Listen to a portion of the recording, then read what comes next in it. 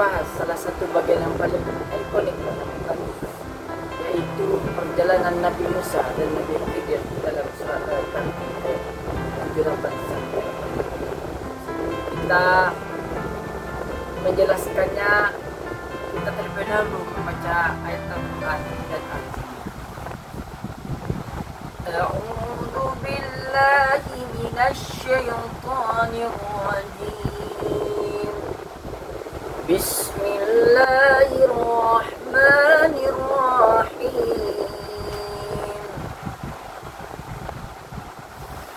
Qala hadza firaqu baini wa bainik sa'unabbi'uka bita'wili ma lam tastati' alayhi sabra. Amma as-safinatu fakanat limasakina ya'maluna fil bahri fa'aradtu an a'ibaha wa kana wara'ahum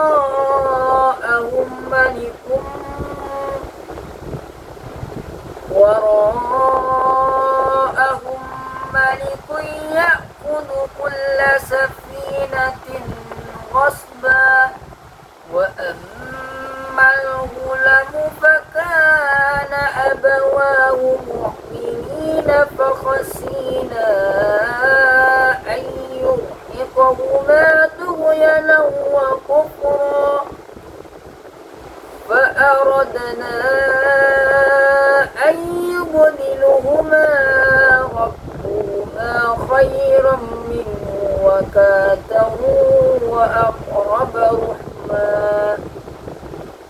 وأما الجدار فكان لغلامين يتيمين في المدينة وكان تحته كنز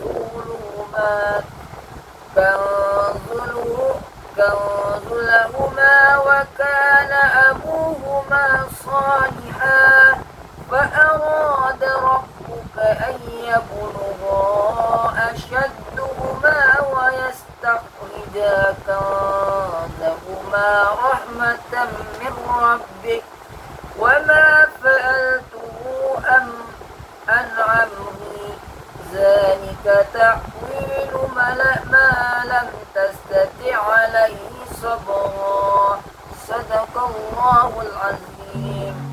Arti dari ayat ini ialah dia berkata, inilah perpisahan antara aku dengan engkau. Aku akan memberikan penjelasan kepadamu atas perbuatan yang engkau tidak mampu sabar terhadapnya. Adapun perahu itu adalah milik orang miskin yang berada di laut. Aku bermaksud merusaknya karena di hadapan mereka ada seorang raja akan merampas setiap perahu. Dan ada pun anak muda itu kedua orang tuanya mukmin, dan kami khawatir kalau dia akan memaksa kedua orang tuanya kepada kesesatan dan kekafiran. Kemudian kami menghendaki sekiranya Tuhan mereka menggantikannya dengan seorang anak lain yang lebih kesannya lebih suci daripada anak dan lebih sayang kepada ibunya. Dan ayat artinya, dan adapun di rumah itu adalah milik dua anak yatim di kota itu, di bawahnya tersimpan harta bagi mereka berdua, dan ayahnya seorang yang saleh. Maka Tuhan menghendaki agar keduanya sampai dewasa, dan keduanya mengeluarkan simpanannya itu sebagai rahmat dari Tuhan. Apa yang kau perbuat bukan menurut kemauanmu sendiri, itulah larangan perbuatan-perbuatan yang kau tidak sabar.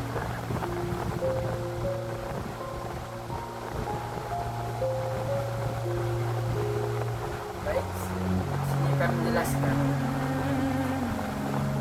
tentang menyikapi tentang rahasia Tuhan dari surat Al-Kahfi ayat 7, 8 sampai 10.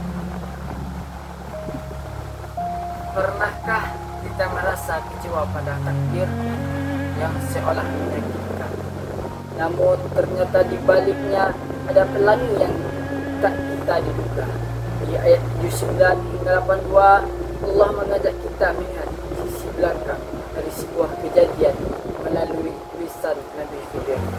Pertama, tentang perahu yang rusak. Sebuah tindakannya terlihat jahat, namun tujuannya adalah menyamakan mata pencarian orang miskin dari rampasan raja yang zalim. Kedua, tentang seorang anak yang harus tiada agar orang tuanya yang beriman tidak tersesat ke dalam kesesatan masa depan. Dan ketiga, tentang dinding rumah yang diperbaiki tanpa upah hanya demi menjaga harta warisan anak yatim yang terpendam di bawah. Ayat-ayat ini adalah simboli tentang kasih sayang Allah yang seringkali tersembunyi di balik bungkus musibah. Allah ingin memberitahu kita bahwa pengetahuan kita sebagai manusia sangatlah terbatas, seperti setetes air di ujung jari dibanding luasnya samudra. Segalanya terjadi bukan karena kebetulan, melainkan karena kehendak Tuhan yang Maha mengetahui apa yang terbaik bagi hamba-Nya, baik dalam jangka pendek maupun untuk kebaikan nanti. Di sini kita diajak untuk berhenti berprasangka buruk pada takdir dan mulai belajar untuk percaya sepenuhnya pada skenario Sang Maha. Di balik hikmah atau asbabun nuzul dari penurunan ayat ini, kisah ini merupakan jawaban langsung dari Allah atas tantangan kaum musyrik Mekkah yang bertanya kepada Rasulullah SAW tentang kisah. Salah satunya adalah tentang penggambaran hebat dan berhasil. Secara esensial, ayat-ayat ini turun untuk mendidik Nabi Muhammad SAW dan kita semua agar memiliki sifat rendah hati. Asbabun nuzul kisah ini berawal dari saat Nabi Musa ditanya oleh kaumnya, siapakah orang yang paling berilmu di muka bumi? Dan dia menjawab, aku. Maka Allah pun menyinggung dengan cara yang sangat indah. Allah mempertemukan Musa dengan Khidir untuk menunjukkan bahwa di atas orang yang berilmu masih ada Maha berilmu. Ayat ini turun untuk mematahkan kesombongan intelektual dan mengajarkan bahwa ada ilmu yang tidak bisa didapat hanya dengan membaca buku, melainkan harus dengan ketajaman mata, hati, dan kesabaran dan mengikuti proses yang sering kali tidak masuk akal bagi logika manusia. Selanjutnya, relevansi dalam pendidikan. Jika kita membawa kandungan ayat ini ke dalam dunia pendidikan, kita akan menemukan makna yang sangat dalam bagi seorang guru dan siswa. Relevansi pertama adalah tentang etika. Nabi Musa yang seorang rasul saja bersedia menempuh perjalanan jauh dan bersabar mengikuti mengajarkan bahwa dalam pendidikan adab dan kesabaran menempuh proses adalah kunci utama. Tidak ada ilmu yang instan dan terkadang seorang murid harus patuh pada arahan guru meskipun saat itu dia belum memahami maksud dibalik. Relevansi kedua adalah tentang pendidikan berbasis empati dan perlindungan.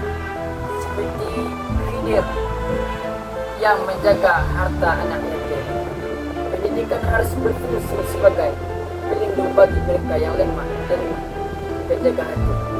Pendidikan harus berfungsi sebagai pelindung bagi mereka yang lemah dan penjaga masa depan generasi berikutnya. Pendidik bukan sekedar pengajar, tapi penjaga harta karun berupa bakat dan ilmu yang ada di dalam diri setiap kita. Terakhir, ayat ini mengajarkan kita tentang husnuzon atau berprasangka baik. Dalam belajar, terkadang kesulitan sekolah atau kegagalan dalam ujian adalah cara Allah bersek perahu kita agar tidak dirampas oleh kesombongan, atau cara Allah membangun dinding agar mental kita lebih kokoh di masa depan. Pendidikan yang sejati adalah pendidikan yang mampu membuat seseorang siswa berkata, aku tidak tahu apa-apa kecuali apa yang telah engkau ajarkan kepada. Itu yang dapat saya sampaikan. Wabillahi taufiq wal hidayah. Assalamualaikum warahmatullahi wabarakatuh.